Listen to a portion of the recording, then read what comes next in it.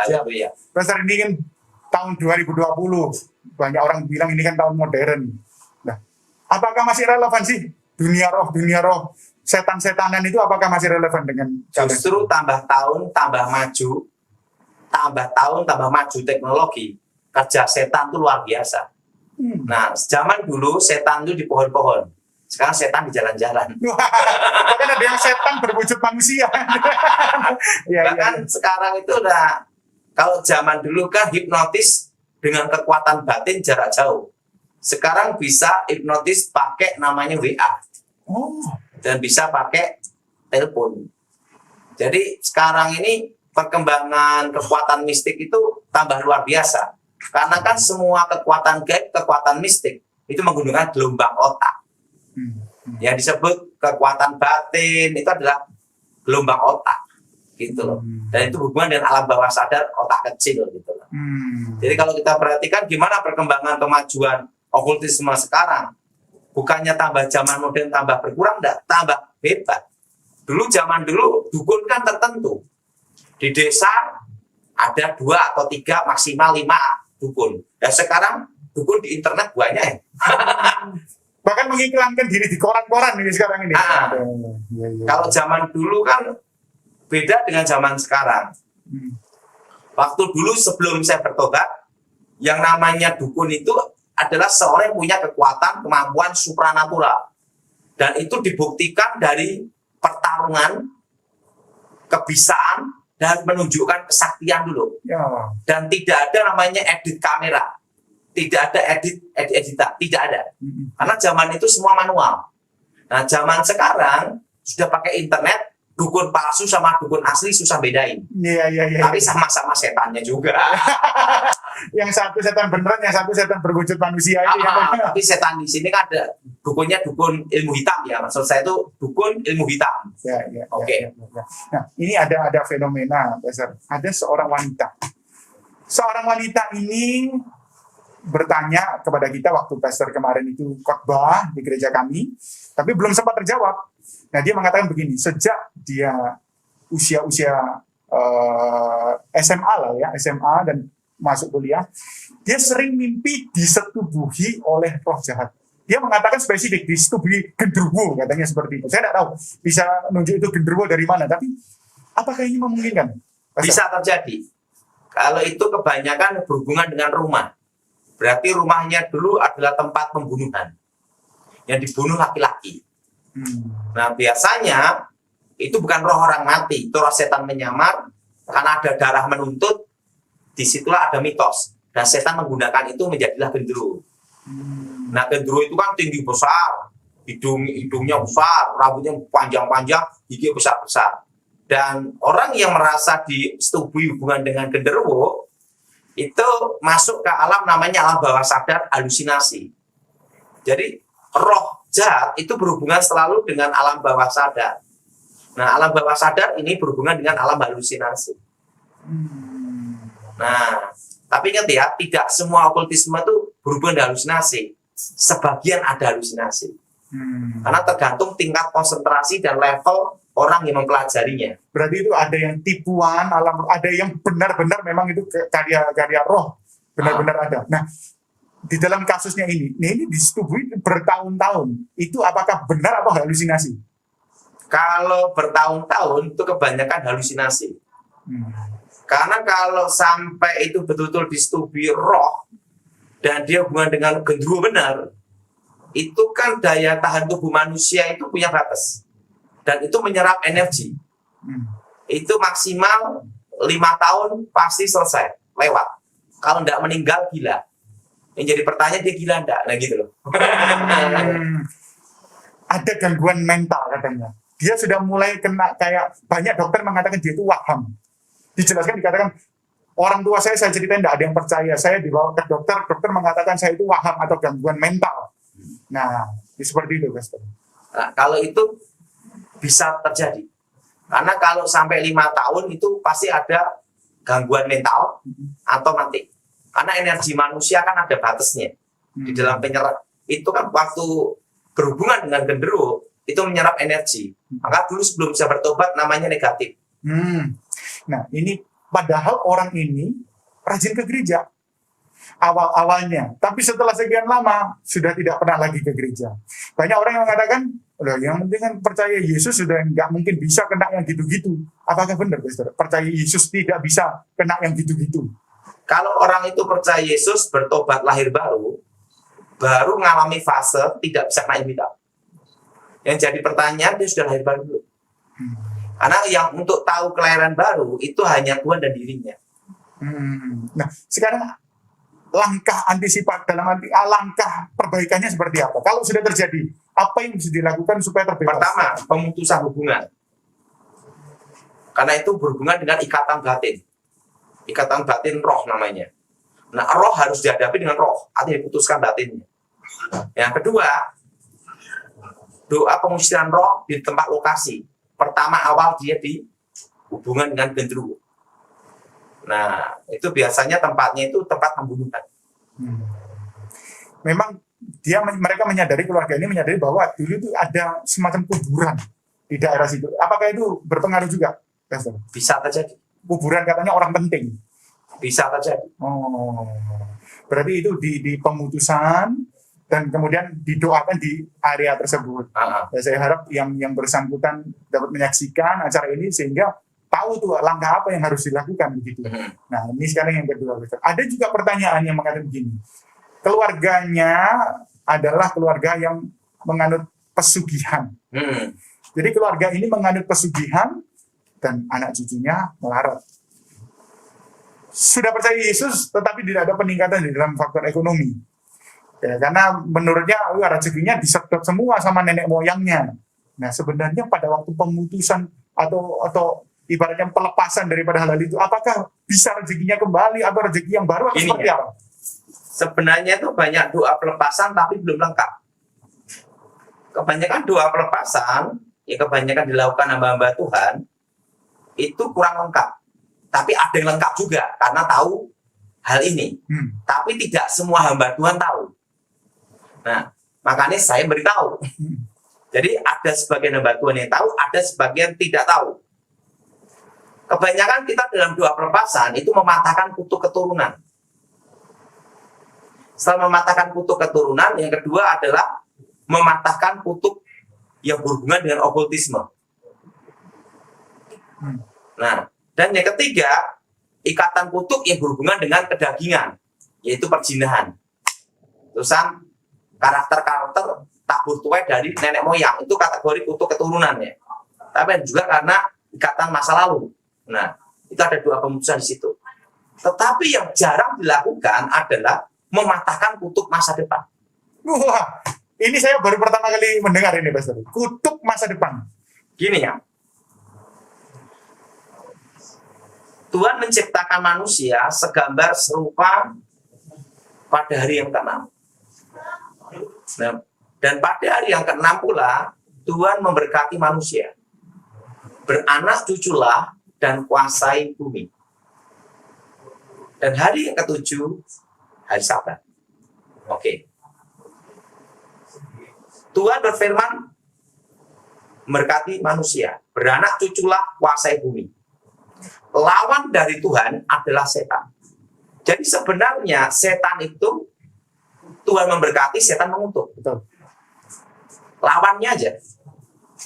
Dan setan tidak ada ilmu baru. Tapi dia tekun. Spesifik. Makanya dia itu spesialisnya ada gitu. Nah, kayak dokter kan ada dokter umum. Nah, ada dokter spesialis. Nah, dia itu spesialis menggoda manusia. Nah, godaan setan itu menekan dan menggoda. Kalau ditekan tidak bisa, berarti digoda. Makanya banyak orang jatuh bukan pada waktu susah, atau waktu diberkati. Karena digoda. Ada juga waktu orang ditekan jatuh dalam dosa karena keadaan. Nah, kutuk masa depan ini berhubungan dengan hari yang ke-6. Yang disebut Sabat Yahudi, hari ke-6, hari ke-7, itu hari Sabtu. Sabat Yahudi itu hari ke-7, itu hari Sabtu. Berarti hari yang ke-6 itu hari Jumat. Nah, ingat, lawan dari Tuhan adalah setan. Makanya puncak ritual kuasa gelap, dukun-dukun, Setelah itu berhubungan dengan okultisme, mistik-mistik lah, klenik-klenik lah. Seluruh dunia itu pasti hari yang ke-6, hari Jumat.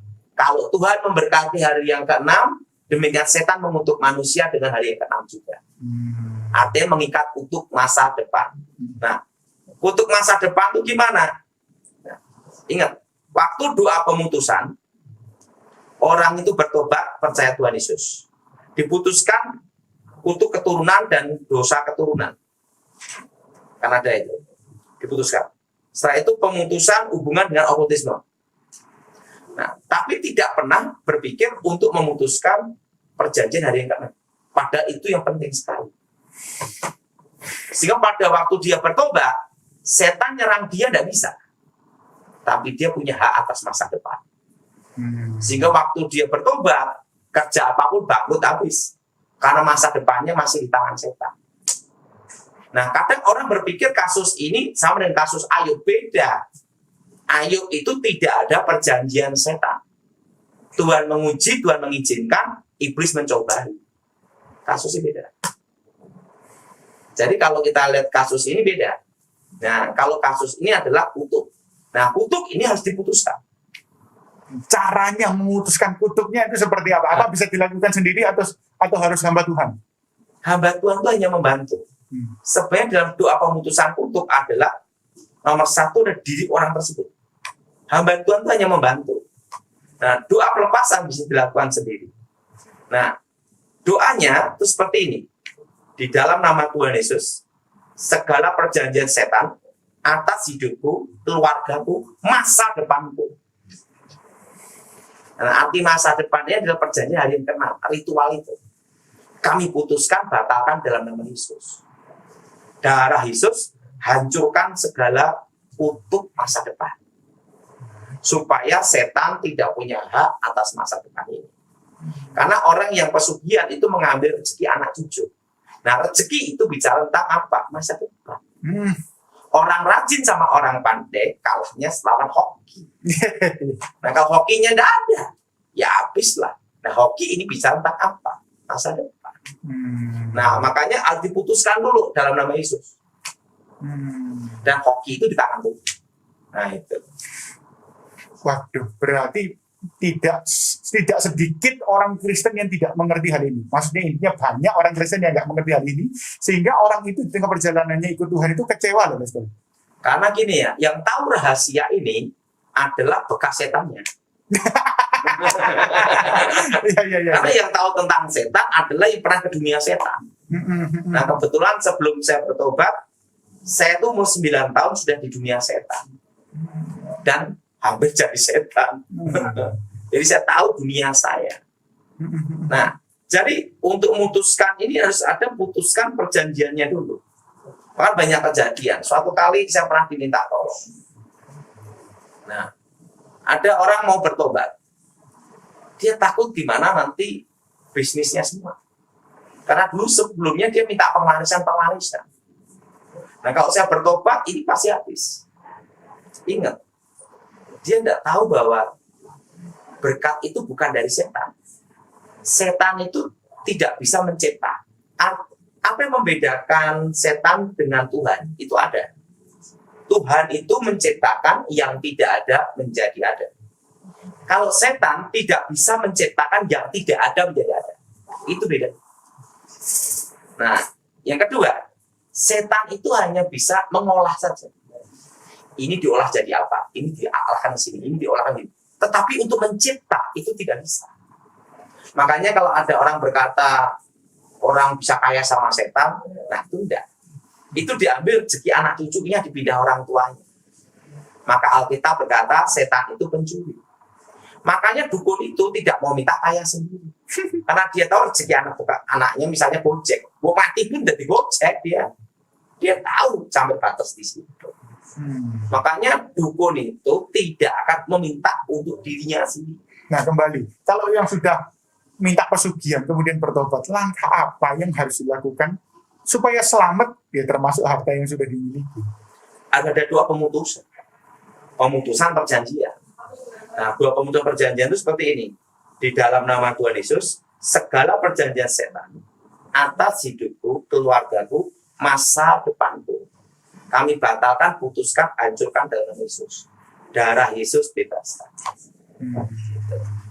Dan itu otomatis selamat atau harus dilakukan langkah-langkah tertentu untuk dalam arti gini? Harus ada pertobatan. Yang kunci utama dalam suatu pelepasan adalah pertobatan. Nah, pertobatan itu adalah dia mengaku Yesus sebagai Tuhan dan Juru Selamat dan tidak hidup lama lagi terlibat okkultisme. Nah, setelah itu doa untuk membuka masa depan. Nah, doa membuka masa depan itu ada. Nah, jadi bukan hanya doa membuka langit. Doa membuka masa depan. Kan ada doa mengetuk pintu surga. Ya. Tapi ada juga doa membuka masa depan. Nah, ini maksudnya gimana, Pastor? Nah, Doa ini. membuka masa depan. Pada waktu orang terikat kuasa gelap, ini pengalaman bukan doktrin. Jadi kalau saya didebatkan saya tidak bisa. Karena ini pengalaman hidup saya. Percaya atau tidak orang alami. Kayak orang dibacain mantra, jedes. Itu secara alam roh itu berkabut. Kalau dikasih mantra jenis itu, mau nikah pun batal terus. Percaya atau tidak itu terjadi. Oh, ini mungkin kayak salah satu pengerja di gereja kita, Pastor. Nah, mau nikah batal, sampai wajah jadi batal, sampai putus asa, wajah pun putus asa. Gitu. Karena nggak sedikit yang bunuh diri yang kayak gitu-gitu. Karena apa? Ada satu kekuatan menutup. Nah, kekuatan menutup ini itu apa? Pertama dari sumpah serapah. Pertama dari kutuk masa depan. Kedua dari kutuk masa depan. Ketiga ditutup sama tubuh. Nah, kalau cara alam roh itu kabut. Nah, kayak orang dibikin bangkrut, itu dalam alam roh kabut. Nah, semua berkat, semua rezeki, semua keberuntungan itu pasti ada jalannya.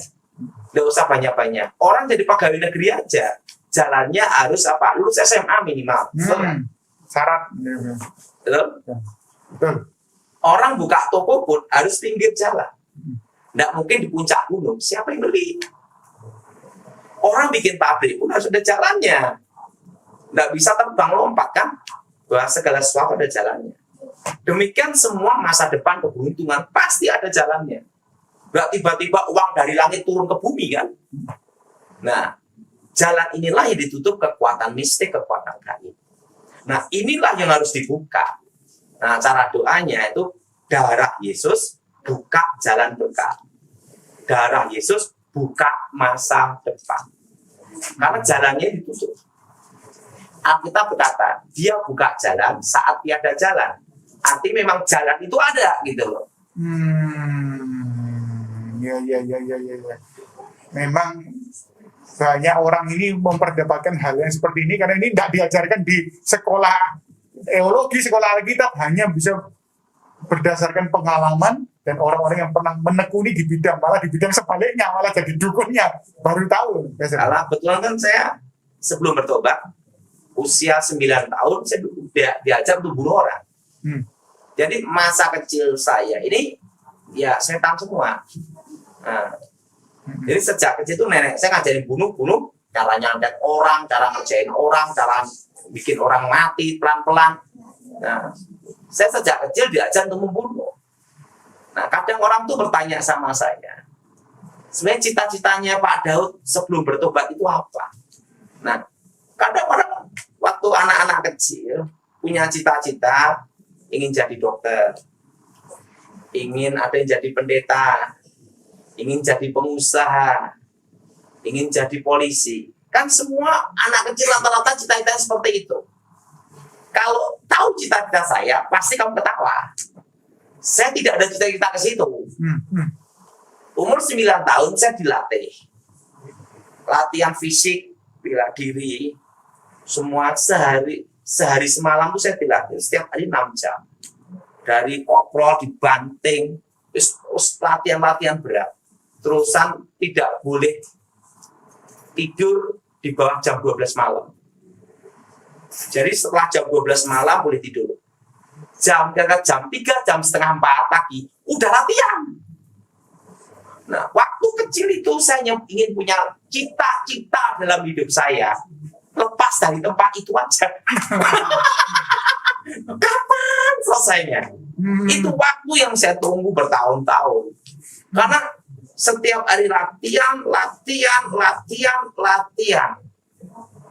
Sekolah aja saya, kalau banyak orang liburan sekolah, nanti ya, saya malah berharap tetap sekolah.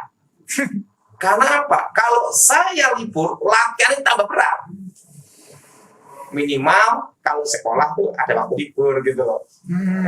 Jadi saya kalau ditanya cita-citanya apa, ingin lepas dari situ aja. Nggak ada lagi kata saya. Itu yang waktu latihan ilmu putih atau ilmu hitam? Semua saya pelajari. Kakek ilmu putih, nenek ilmu hitam, lahir saya abu-abu. Bayangin, saya pagi dilatih sama kakek. Siang, saya pulang sekolah dilatih. Malam masih dilatih nenek, ilmu hitam. Dan mereka berdua itu ngajarin berlawanan semua. Nah, saya tidak gila aja udah puji Tuhan. Nah, dan itu anak usia 9 tahun. Jadi saya tuh hampir masa kecil saya tuh tidak ada yang bahagia.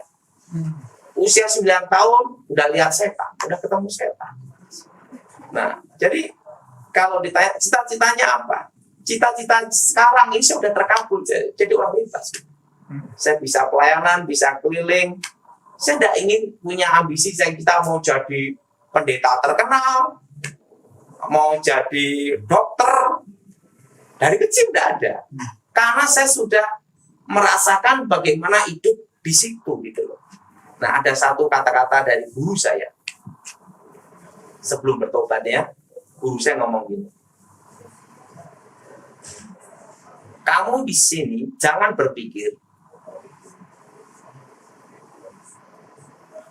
enak tidurnya. Kamu di sini untuk dilatih. Di kawah Condro di Muko. Di suatu tempat siksaan. Di tempat aku mengambil besi-besi dari tempat-tempat terpilih. Ibaratnya seperti itu. Dan aku menempanya besi itu menjadi pedang terkuat. Itu pedang pusaka. Nah, demikian kamu ini. Hari ini kamu saya latih untuk menjadi itu. Untuk menjadi yang terkuat harus menjadi yang paling menderita. Kamu boleh berkata, untuk menjadi yang terkuat harus menjadi yang paling menderita. Yang kedua, dan ingat, mungkin kamu berkata pada saya, aku manusia paling jahat di dunia. Tapi setelah aku mati, kamu akan berterima kasih, tapi sudah tidak sempat bahwa aku menciptakan seorang memiliki hati baja, karakter, punya prinsip dan keteguhan. Karena sudah ditempa dari tempat yang paling menderita di sini. Ya memang disiksa habis benar saya. Saya waktu bertobat hanya berat 30 kilo. Itu. Dan ada satu kata-kata dari guru saya yang saya pegang sampai sekarang. Mungkin orang akan mengetawain prinsip ini. Jadi bila dia sebelum meninggal dia ngomong gini. Saya tanya sama guru, Mbak, untuk jadi besar terkenal itu mudah.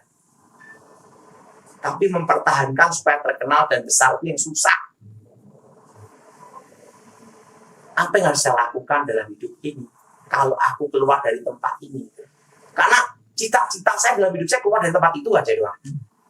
Waktu itu dia ngomong gini. Waktu aku masih muda seperti kamu, aku tanyakan itu juga ke guru saya. Dan guru saya adalah ayah saya. Dia bilang gitu.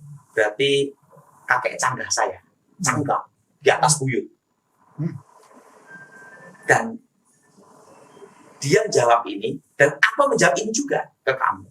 Karena pertanyaannya sama. Gitu. Dia bilang gini, waktu aku masih muda, aku ingin ada di puncak itu, di gunung. Sehingga aku berlatih, menempa semua kemampuan, kekuatan gaib. Semua untuk sampai puncak itu. Tetapi ingat, pada waktu ada di puncak, disitulah tidak ada kawan, tidak ada lawan, dan semua adalah kesepian. Semakin terkenal, semakin hidupmu tidak bebas. Semakin kaya, semakin khawatir. Semakin miskin, semakin nekat. Jadi gimana, Guru? Pada waktu di puncak, hanya satu aja tujuan hidup kita. Mati mengakhirinya dengan terhormat. Supaya anak cucu kita menilai kita terhormat. Itu aja. Yang kedua, bagaimana mempertahankannya? Waktu aku masih muda, aku tetap latihan. Semangatku, prinsip hidupku, keteguhanku. Aku berjalan terus tanpa menyerah sampai puncak. Tetapi pada waktu sampai puncak, janganlah engkau merasa di puncak. Tetaplah engkau seperti di bawah. Pertama, kamu harus andap asal sopan satu dan coba hati, rendah hati. Hidupmu tidak boleh berubah sekalipun kau ada di atas manapun. Semangat kamu, prinsip hidup, ya ngomong ini, semangat kamu, prinsip hidup, dan cita-cita kamu. Kamu merasa belum tercapai. Maka itulah yang akan bikin kau bertahan. Sang kakek saya ngomong, Tony, waktu itu dia mati saya umur 99. Saya itu dia meninggal umur 100. Dia ngomong gitu. Kekuatanku, semangatku pada waktu aku muda sama seperti sekarang. Aku tetap latihan sampai sekarang. Kakek saya itu, guru saya ya, itu umur 99, umur 100 tahun, masih melatih saya bela diri. Dan semangatnya dia latihan tidak bisa hidup. Saya masih ingat, itu pohon pisang, sekali tendang, langsung ambruk. Itu kakek-kakek umur 100 tahun. Dia ngomong, semangatku, latihanku, jiwaku sama pada waktu aku masih muda. Dan dia rutin setiap hari latihan 6 jam. Dari muda sampai dia mati. Dan dia mati juga tidak sakit. Dan makannya dia juga sederhana. Dia ngomong gini, nanti setelah kamu melewati semuanya, kamu pun akan seperti aku. Seperti ayah saya dulu, kakek tangga saya. Kenapa dulu? Ujung-ujungnya nanti kita mau cari tempat yang tenang, tidak mau ribut-ribut, jauh dari keramaian, dan hidup kita untuk nolong orang. Itu aja. Nah, nanti kalau kamu sudah sampai ke situ, ya akan kembali ke tempat ini. Kembali ke tempat pertapaan ini, Guru. Maksudnya, suasana seperti ini. Nah, di situ makanya setelah saya bertobat, memang benar setelah saya lewati semua, lewati. Dalam hidup ini sih, makanya saya ini sampai sekarang kadang foto pakai M, dan saya kan nggak pernah pakai kaos kaki kalau khotbah. Nah, sama seperti waktu saya sebelum bertobat bertaruh seperti itu. Ini setelah saya bertobat, semangat saya tetap seperti itu. Semangat penginjilan saya di desa, di kota, di berbagai tempat. Nah, tujuan hidup saya penting jadi berkat. Dan pada waktu saya mati, saya itu, anak cucu saya masih memandang saya secara terhormat. Bahwa tidak bikin malu. Kalau saya dengar dari ceritanya pastor ini, orang yang belajar ilmu hitam itu latihannya luar biasa. Tapi orang yang ikut Tuhan menderita sedikit, latihan sedikit, bangun pagi aja enggak mau. Makanya enggak kaget kalau yang, waduh, pokoknya ikut Yesus enak, ternyata wah kena santet, kena pelet. Nah, latihannya enggak pas. Kalau sampai sekarang saya doa, Papa masih semua. Dan semangat saya penginjilan dimanapun saya layani. Oke. Ini yang terakhir, Pastor. Di rumah saya ini, kalau Pastor lihat nerawang Pastor, ada setannya atau enggak? Ada. Bukan yang di depan ini, Di bagian belakang. Oh. Mengantisipasinya seperti apa Yang itu? diusir lah, usah ditemenin. Oh, Makanya kalian usir sendiri, itu tugas kalian. oh iya. Oke. Di pengalaman saya Matthew Ah. ya, ini ya, saya sejak kecil, saya dilatih itu, dia ngomong sama saya, yang tidak boleh kamu pikirkan dalam hidup ini adalah satu. Apa kakek? Ingin mencoba jadi orang terkenal. Kenapa kakek? Nanti kamu nyesel. Ya saya mikir apa? Lah dia tanya sama saya, lah kamu kan mikir apa? Kapan ini berakhir? Latihan ini selesai kapan? Jadi cita-cita saya hanya ingin berakhir, selesai saja. Dan sekarang saya sudah bebas dan saya menikmati hidup ini dan melayani Tuhan. Memang firman Tuhan ya dan amin. Bila anak memerdekakan kita benar-benar merdeka. Oke, ya kita doa ya. Ya, terima kasih banyak, Pastor. Aku mohon kuasa Roh Kudus bekerja tempat ini, nama Yesus dimuliakan, kerajaan Tuhan datang hendak menjadi, bebaskan dari yang jahat, bebas dari kutuk, darah Yesus sucikan segala kuasa setan, segala kegelapan, segala roh jahat, keluar dari tempat ini, keluar dari hidup kami, demi nama Yesus, darah Yesus sucikan, bentengi roh-roh setan, roh-roh jahat, mantra-mantra, dukun-dukun roh gelap, keluar dalam nama Yesus, darah Yesus sucikan roh setan, roh jahat, roh gelap, keluar demi nama Yesus, dari Yesus sucikan. Yang dalam program ini Tuhan, yang sakit kau sembuhkan, yang terikat bebaskan demi Yesus, dan nama Yesus dimuliakan. Amin.